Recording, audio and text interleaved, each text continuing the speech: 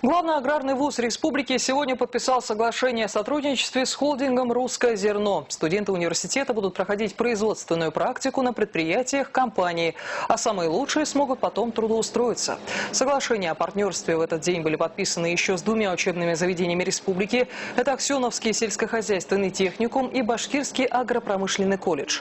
После гостям показали работу одного из предприятий компании. В холдинг «Русское зерно» сегодня входит несколько крупных птицефабрик на территории Башкортостана. Это современные производства с высокотехнологичным оборудованием.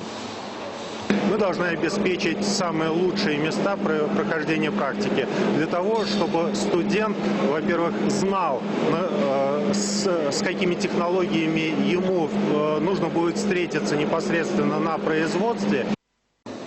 Для учебных заведений это возможность трудоустроить своих выпускников, а для холдинга решить кадровый вопрос. По словам руководства компании, на предприятиях не хватает квалифицированных специалистов.